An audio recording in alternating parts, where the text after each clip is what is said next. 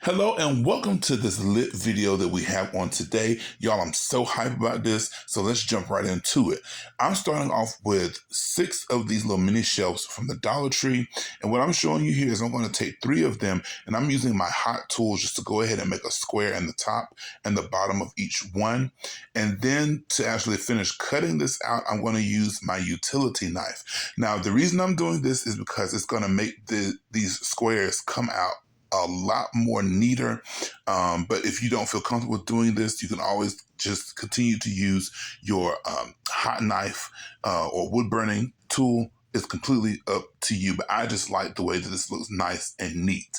But if you're going to do this the way I'm doing it, please, please, please be safe. Watch your fingers. Make sure that you keep your eyes on that blade so you don't have any slips. So again, I want y'all to be safe. So once I have scored through this plastic, and it is a thick plastic, once I've scored through this with my utility knife, I will be able to actually just punch out this rectangle, not square, this rectangular piece of plastic out of the top and the bottom. So as you all can see from the thumbnail, I am creating these really nice, sparkly, glamorous wall columns. So in the top, I'm cutting out these holes because I want to be able to put some greenery down on the inside of these. But if you don't want to do this, you can completely skip this step. So now that I have all 3 of those shelves with the rectangular pieces cut out of the top, now what I need to do is go ahead and start making the actual columns themselves.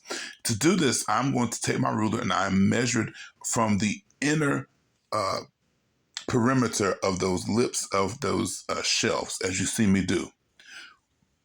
Once I have marked on my ruler, now I want to take some foam board. This is from Dollar Tree. You guys, this project here is like 99.9% all Dollar Tree materials.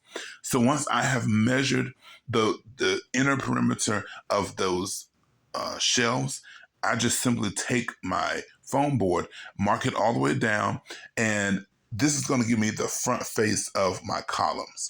And again, I'm doing this 3 times, but I'm actually doing 1 longer and 2 of the same lengths. So to get the next dimensions for my sides, I'm going to have to first take the front face of this column, and I'm going to have to glue this into place. And I'm just simply using hot glue. If you want to use another stronger adhesive, feel free to do so. Once I have the front face of this column in place, now I'm going to go ahead and take my ruler again, and I'm going to measure from the inside to make sure that I get the length of my sides that I need. Once I have that measurement, and I'm going to mark it on my ruler again, just to be on the safe side, I'm going to do the same step as I did with the face of these columns. And I'm going to go ahead and mark it down on my foam core board.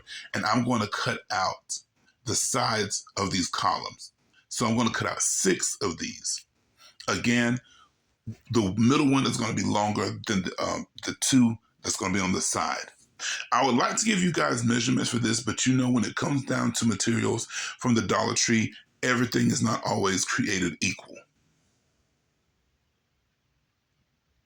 So once I have my side cut out, I'm going to use the first side as a template, and I'm just going to go ahead and continue to cut out the sides for the rest of my columns.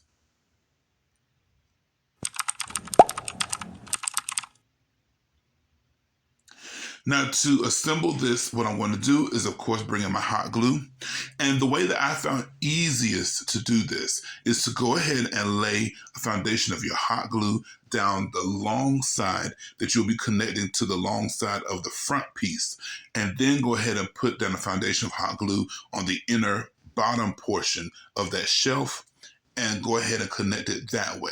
Because if not, well, when I did it the first time, I struggled trying to get that hot glue on the long, on the longer side of that front-facing piece of foam core board, if that makes any sense. I think you can see better what I'm doing than how I'm explaining it. So once I have one side, I'm going to go ahead and do the second side.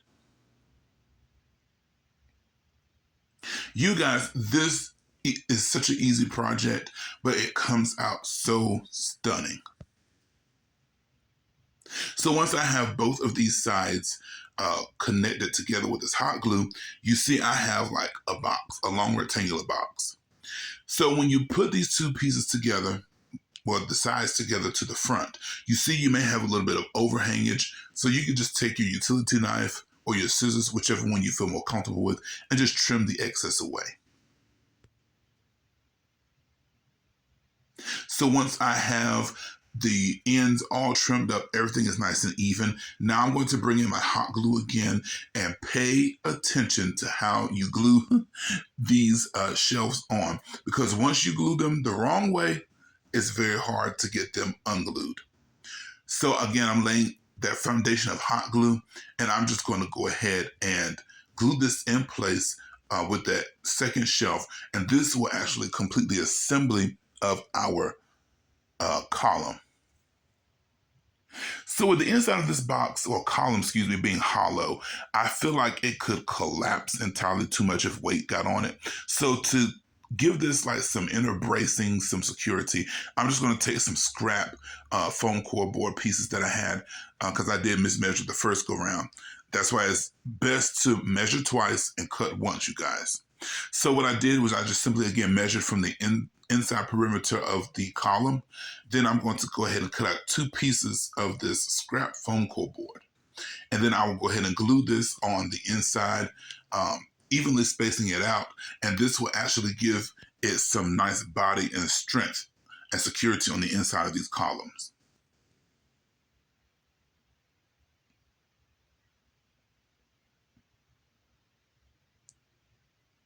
You guys, if you are enjoying this video so far, I would please, please, please, please ask you that you would please, number one, subscribe to my channel. You guys, it don't cost anything. Just go ahead, hit the subscribe button. Make sure you turn on your notification bell. Put it on all notifications, not just occasional, but all, so you get all these good lit videos that's coming through.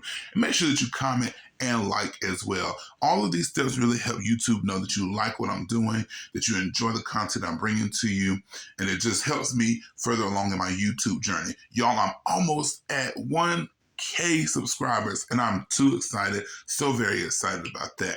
But of course, I couldn't do it without you guys. If this is your first time here, of course, I say welcome. If you're a regular subscriber, thank you for always being here. I couldn't do it without you.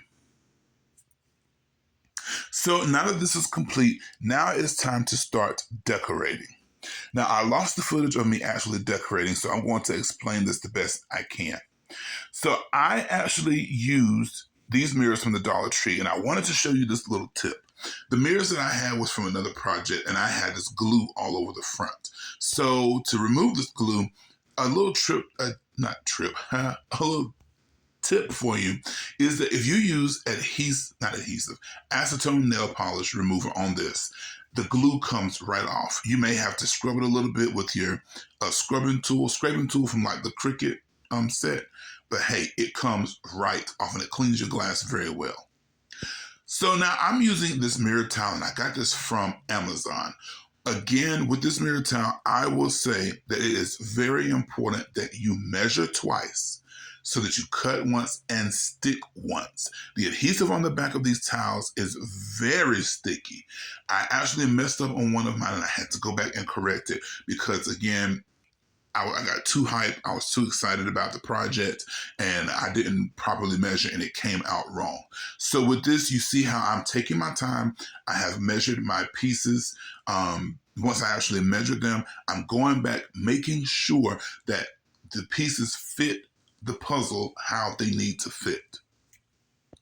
So with this middle one, the pattern is 2 mirrors on the end and 2 in the middle. And you'll see what I have done for the 4th mirror that I'm using on the middle one, which is the longer column. I just took another one of those square mirrors and I just lined it in that mirror tile. And you guys, I'm sorry about the lighting. I don't know what happened. Y'all, this is a new phone. I really don't know what I'm doing with it. But yeah, so please bear with me.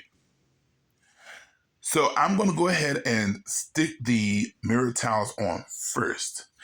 Then what I'll do is go back and I adhere my mirrors to this. And while I put my mirrors down, of course, I marked everything, just to be on the safe side. Measure twice, cut once, place everything down once. So on the sides, I actually decided to use these peel and stick tiles from the Dollar Tree. And you guys, I must put y'all on something. There is a adhesive called Fabri-Tac glue. Man, that stuff is amazing. I used it on those peel and stick tiles.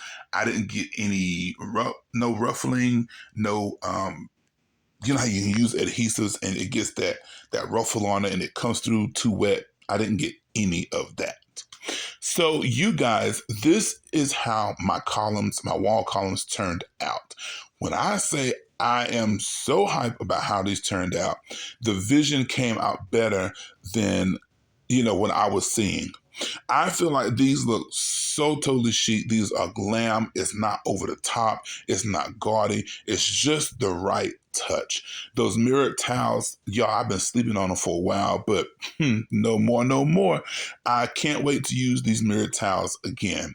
Here's a close-up look at it. Nobody would ever think that you made these from Dollar Tree materials. You could always take this and do a customizable to your decor however you want, however you feel. Again, if you have enjoyed today's video, make sure that you please subscribe, comment, leave a thumbs up, and until next time, be blessed in Jesus' name.